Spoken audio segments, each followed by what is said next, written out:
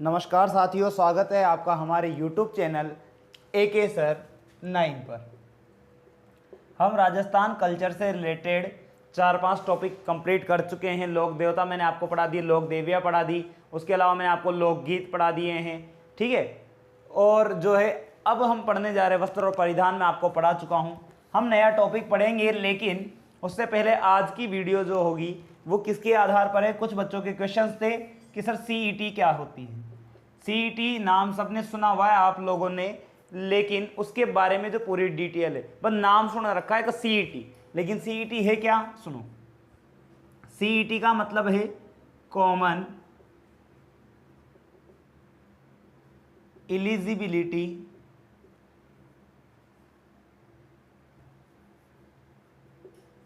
Test. Hindi में कहें तो समान पात्रता परीक्षा। समान पात्रता परीक्षा जरूरी है। क्यों जरूरी है?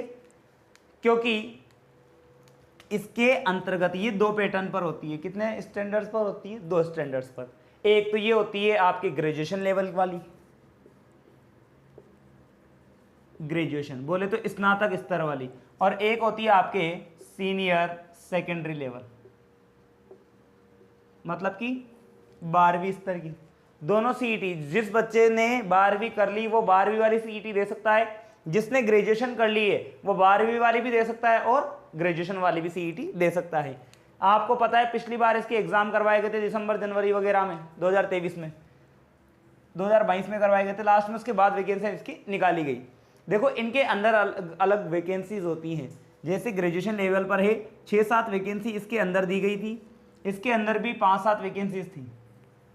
भाई जिसको टीचर बनना है वो तो क्या करेगा, या तो वो BSTC करेगा या फिर PTT करेगा। पहले BSTC करो या PTT का पेपर देकर के B.Ed करेगा आदमी जब जाकर के, लेकिन सारे आदमी तो टीचर बनेंगे नहीं।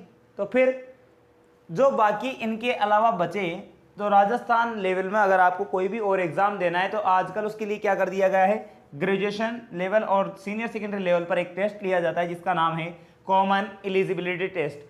पहली बात तो ये कि जो भी पात्रता परीक्षाएं होती है उनमें कभी भी क्या नहीं होती है, नेगेटिव मार्किंग नहीं होती है। क्या नहीं होती?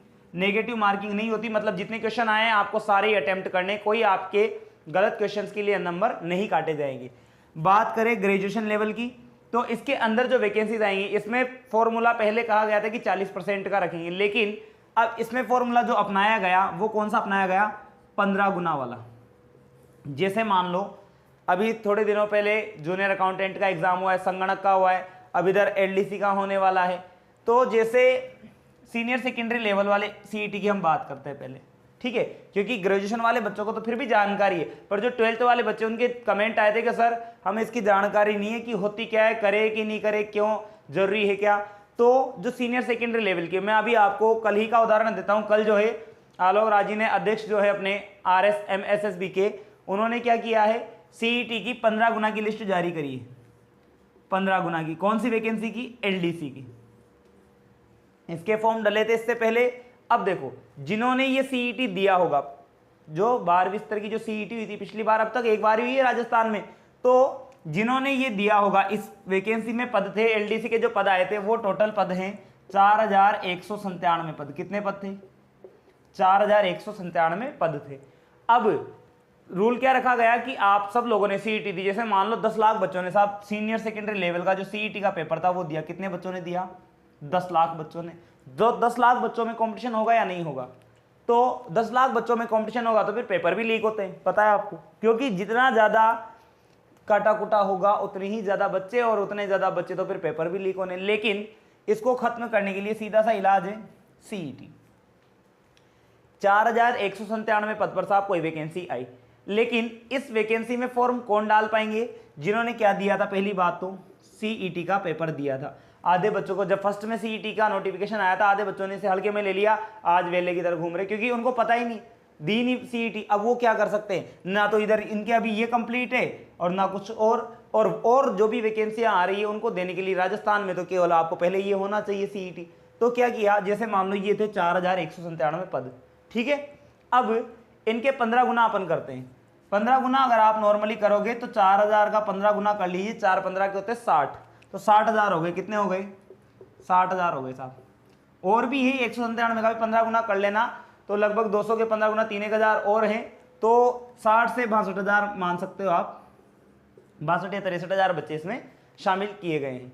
अब क्या हुआ, जैसे आपने सीनियर सेकेंड लेवल का सीईटी का पेपर दिया था, किसी बच्चे के नंबर इसमें जैसे मान लो किसी के तो आए होंगे 250, किसी बच्चे के 249 भी होंगे, किसी बच्चे के और डाउन होंगे 180 भी होंगे, 170 भी होंगे, कोई के हो सकता है 100 भी क्रॉस नहीं हुए हों, तो किसी के 90 ही रह गए।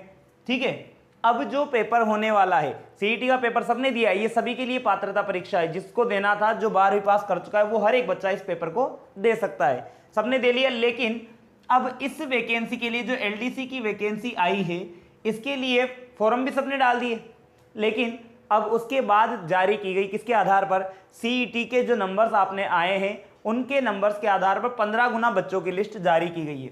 15 गुना का मतलब अब केवल कंपटीशन कितने बच्चों में रह गया? 60 से जो 62,000 बच्चे हैं, केवल इतने ही बच्चों में। जो कंपटीशन 10 लाख बच्चों में होने वाला था, वो कंपटीशन अब कितने पर रह गया? 60,000 बच्चों। ठीक है, तो पेपर लीक की भी टेंशन खत्म, क्योंकि 60,000 बच्चे हैं, आपको पता है इससे ज़्यादा 10वीं 12वीं के पेपर में हो जाते हैं। 8-10 लाख बच्चे, 60,000 बच्चों में पेपर करवाना कोई बड़ी बात नहीं है, आराम से बहुत अच्छे तरीके से पेपर हो जाएगा।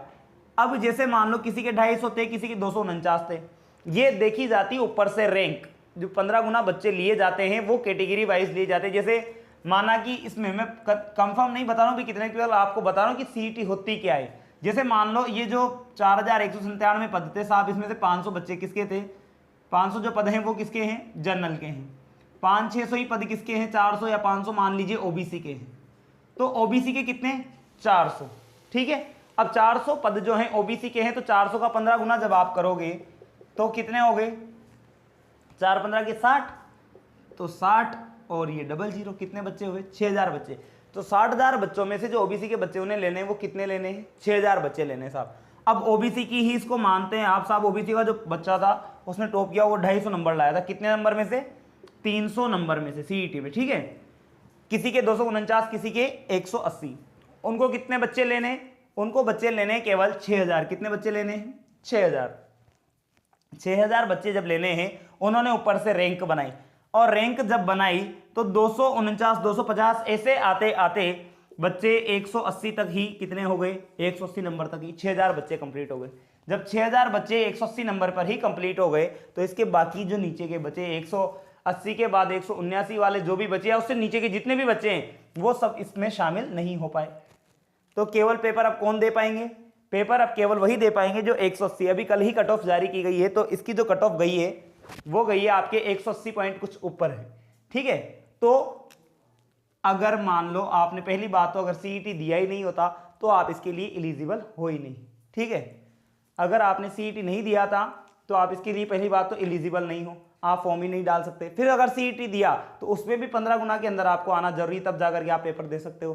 तो इसीलिए अगर आपको अदर वैकेंसीज के पेपर देने हैं तो उसके लिए क्या जरूरी है? सीईटी, जिसका मतलब होता है कॉमन एलिजिबिलिटी टेस्ट। तो अगर कोई बच्चा फॉर्म नहीं भरता हो तो सीईटी के फॉर्म जरूर भरें। हो सकता है अगली वाली वैकेंसी में अभी चर्चा की जा रही है कि इसका जो ये फॉर्मूला रखा गया है कि 15 गुना बच्चों को लेना है, जो भी वैकेंसी निकलेगी उसमें जो पद होंगे उन पदों के 15 गुना बच्चों को लिया जाएगा। लेकिन हो सकता है कि अगली बार से जो ये कर दें कि जो बच्चा सीईटी में 40% क्रॉस कर लेगा उनको पेपर दिलवाया जाए। ये तो आगे आलोक राज जी जाने, या बोर्ड अध्यक्ष जो हैं और भी वहाँ की जो कमेटी बनेगी वो जाने कि वो क्या फॉर्मूला इसमें लगाने वाले हैं। लेकिन अगर सीईटी दोगे तभी आप जो है आगे कोई भी वैकेंसी के पेपर दे पाओगे। अगर सीईटी क्लियर नहीं है, सीईटी में अगर अच्छे नंबर नहीं है, अच्छे नंबर आना भी जरूरी है। अगर सीईटी में 200 प्लस नंबर है तो आपका लगभग किसी भी वैकेंसी में जो है आप एलिजिबल हो जाओगे पेपर देने के लिए। पेपर फाइट करना तो बहुत दूर है, पहले केवल एलिजिबिलिटी पास करनी है, एलिजिबिलिटी होना है उसके लिए। तो एलिजिबल होने के लिए आपको क्या करना पड़ेगा? पहले ये पेपर देना पड़ेगा। तो इसलिए अगर आप 12th पास हैं तो सीईटी ये वाला भी दीजिए, और अगर ग्रेजुएशन है तो दोनों पेपर आपको देने। इसी के आधार पर कोई आप अन्य पेपर दे पाओगे। अगर ये जानकारी आपको अच्छी लगी हो तो हमारी वीडियो को लाइक करें, शेयर करें और हमारे चैनल को सब्सक्राइब करना ना भूलें। धन्यवाद।